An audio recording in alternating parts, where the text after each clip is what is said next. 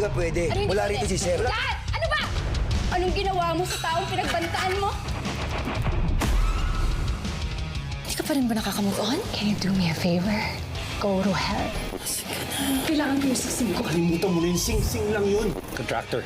Miguel, sana mali ang iniisip ko. Nakarating sa akin ang balita na Jake de la Cuesta was murdered. everything is under control.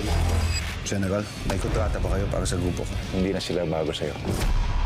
Kailangan natin mahanap yung hard drive na yan. Wait, we want that. Delikado na hawak mo ang hard drive na yan. Baka mamaya na-compromise na pala kami. Hindi ko pa alam. Gusto ko lang protektahan yung team ko.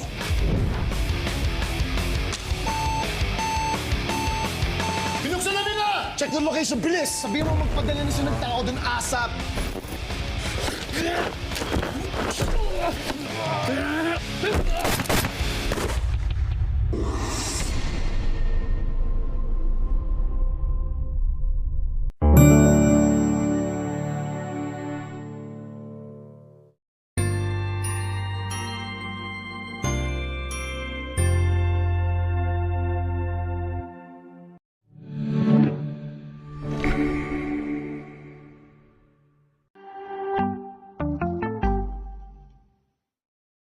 Parang nakita ko siya.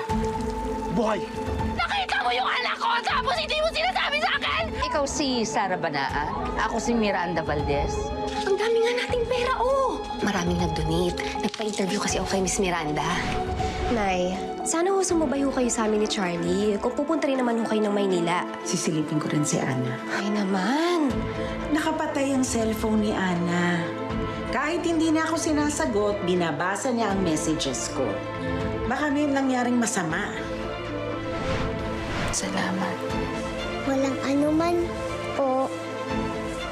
Mama, bakit po? Ayaw niyo po ba natawagin ko kayong mama? Hindi. Nagulat na ako. Akala ko kasi Ay, natatakot po ako. Baka hindi po nila ako papasukin. Pag hindi ko po sinabi na mama ko kayo. Yes. Naisip ko lang baka nagbago na yung mama mo. Baka gusto ka na niya makita. Namimiss ka na niya. Pwede po tayo na ng dalawa. Magiging mabait po ako, promise.